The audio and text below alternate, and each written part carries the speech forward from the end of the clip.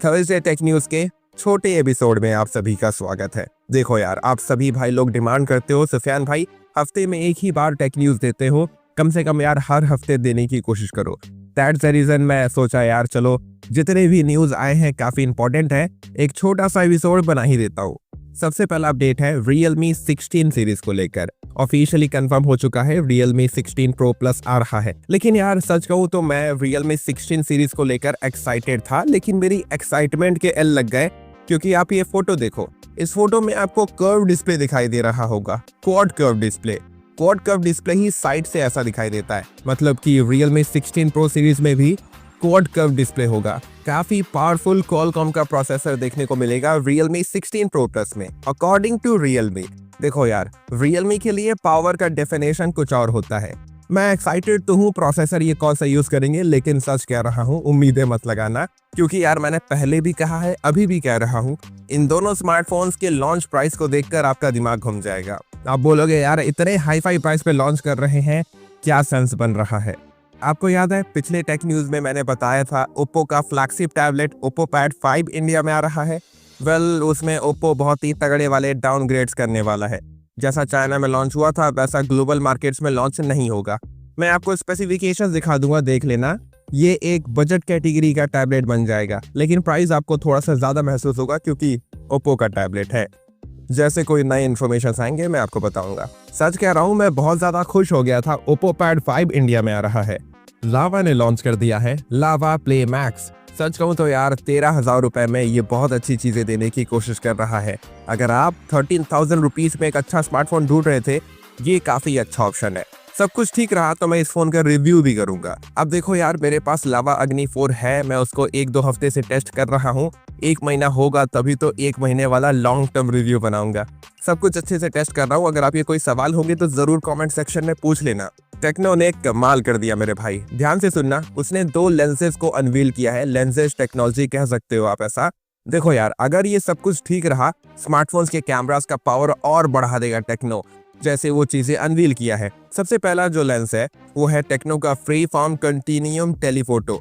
अब देखो यार, ये जो टेक्नोलॉजी है, लेंस है, ये क्या पावर दे सकता है पता है? 1x से 9x तक आप ऑप्टिकल जूम कर पाओगे। इमेजिन करो अपने स्मार्टफोन के कैमरा से 1x से 9x ऑप्टिकल जूम। मैं भाई डिजिटल जूम की बात नहीं कर रहा हूँ। इतना सारा जगह पता नहीं टेक्नो कैसे उस छोटे से एरिया में दे पाएगा। वैसे देखने में तो, सुनने में तो काफी अच्छा लग रहा है। और भाई इसमें कलर लॉस्ट भी नहीं होगा। इतना ज्यादा जूम करने के बाद भी कलर लॉस्ट नहीं होगा, आपको एकदम सही कलर देखने को मिलेंगे। और ये जो लेंस होगा ये मेन कैमरा के तौर पे भी दिखाई दे सकता है और टेलीफोटो के तौर पे भी दिखाई दे सकता है किसी स्मार्टफोन में। इसको बनाएगा सैमसंग या फिर लार्गन। देखना होगा क्या होता है भाई, मैं काफी एक्साइटेड हूँ। अगर ये ऐसा ही जैसा टेक्नोलॉजी दिखाया है टेक्नो ने रियल लाइफ में आ गया तो भाई बहुत मजा आ जाएगा। स्मार्टफोन्स के कैमरास नेक्स्ट लेवल पे पहुंचने का दम रखते हैं। आई होप कि भाई ये काफी ड्यूरेबल भी हो, क्योंकि अगर ये किसी स्मार्टफोन में लग के आएगा, अगर आपका फोन गिर गया तो बहुत ज्यादा चांसेस होंगे कि अंदर के पार्ट्स टूट जाएंगे, क्योंकि काफी मूविंग पार्ट्स होंगे ना उस कैमरा मॉड्यूल में। मैं भाई बहुत एक्साइटेड हूँ। दूसरे लेंस टेक्नोलॉजी को टेक्नो कहता है dual mirror reflect telephoto technology, या फिर लेंस कह सकते हो। देखो यार, आजकल हमारे स्मार्टफोन्स में जो टेलीफोटो लेंस मिलते हैं उनसे ये 50% छोटा होगा और लाइटर होगा। और यार इसमें भी इतने कलर लॉस देखने को नहीं मिलेंगे। चीजें आपको वैसे ही मिल जाएंगी जैसे हमारे ट्रेडिशनल टेलीफोटो टेक्नोलॉजी वाले लेंसेज में देखने को मिलता है, लेकिन ये कम जगह लेगा। यही सबसे बड़ी बात है। स्मार्टफोन्स के कैमरास में जगह बनाना अपने आप में ही काफी टफ काम होता है। सुनने में तो काफी अच्छा लग रहा है, टेक्नो काफी अच्छा काम किया है। बस ये रियल लाइफ में मैं देख लूं तो मुझे संतुष्टि मिल जाएगा। MKBHD ने हर साल की तरह स्मार्टफोन अवार्ड्स का वीडियो लाइव कर दिया है। ये रहे सारे विनर्स। मुझे देखकर अच्छा लगा। बेस्ट कैमरास का award Oppo Find X9 Pro को मिला, iPhone 17 Pro Max को नहीं मिला। नहीं तो मेरे भाई आप तो जानते हो स्मार्टफोन अवार्ड्स का वीडियो जो भी क्रिएटर बनाता है ज्यादातर आईफोन और सैमसंग ही उसमें विन कर जाते हैं। खासकर आईफोन ज्यादा विन करता है, जैसे कि इस बार भी देख लो आईफोन बहुत ज्यादा कैटेगरी में विन करे हैं। वैसे मैं समझ सकता हूँ MKBHD ऐसा क्यों किए हैं, क्योंकि भाई जहाँ पर वो रहते हैं वहाँ पर आईफोन्स का बहुत ही बड़ा रोला है, क्रेज है, मार्केट शेयर है, तो इम्पैक्ट तो दिखाई देगा ही। अच्छा चलो एक काम करते हैं, आप कमेंट सेक्शन में मुझे बताओ इन सारे स्मार्टफोन कैटेगरी में आप कौन से स्मार्टफोन को विन कराओगे, अवार्ड दोगे। वैसे एप्पल का बात हो ही रहा है तो एप्पल का इवेंट होने वाला है, दिसंबर के एंड तक हो सकता है या फिर जनवरी में हो सकता है, जहां पर वो अपने बहुत सारे अच्छे प्रोडक्ट्स को लॉन्च करेगा, जैसे कि नए मैकबुक्स को लॉन्च करेगा, आईपैड को लॉन्च करेगा। देखते हैं मेरे भाई, मेरे हाथ में लिस्ट लगेगा तो मैं आपको दिखाने की कोशिश करूंगा ये प्रोडक्ट्स लॉन्च हो सकते हैं। जिस तरीके से मैं Redmi 15C, Poco C85 smartphone को इग्नोर कर रहा हूं, आप भी इग्नोर करने की कोशिश करिए। सावधान रहिए, सतर्क रहिए।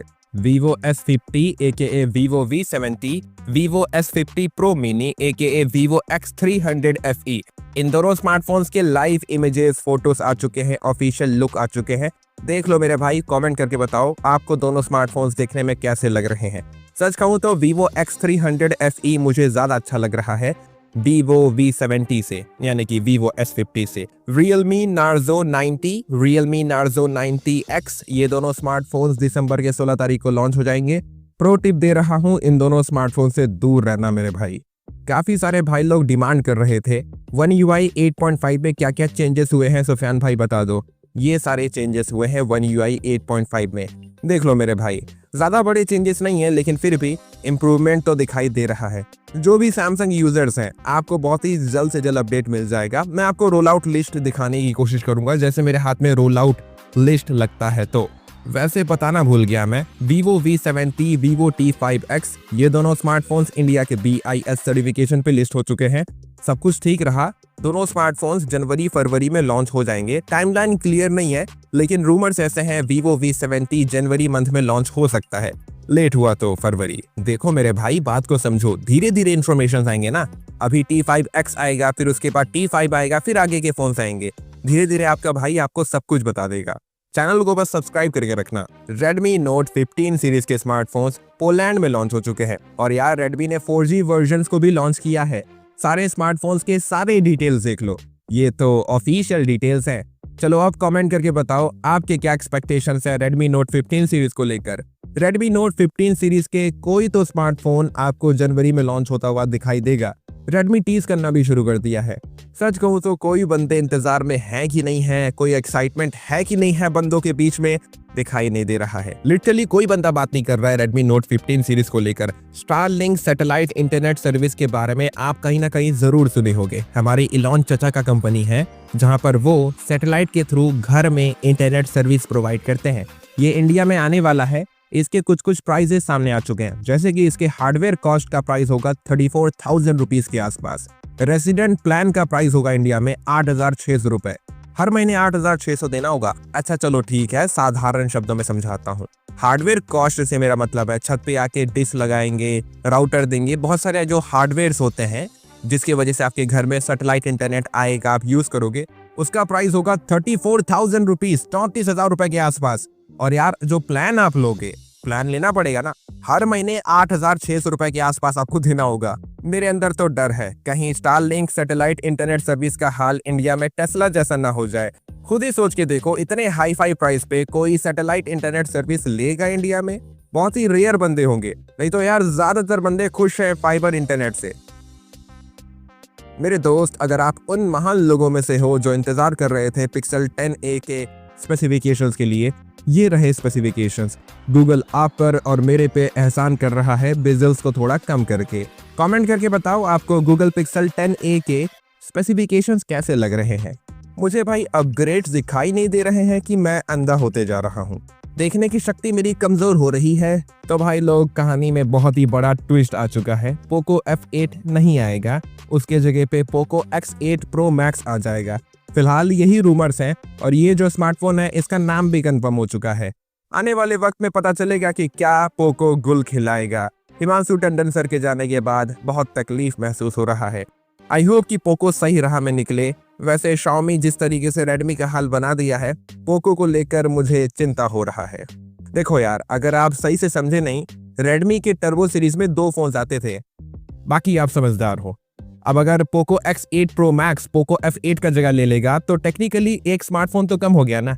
वीडियो अच्छा लगा मेरे भाई तो चैनल को सब्सक्राइब कर देना, वीडियो को लाइक कर देना। हमेशा अपना ख्याल रखो, खुश रहो। जय हिंद, वंदे मातरम।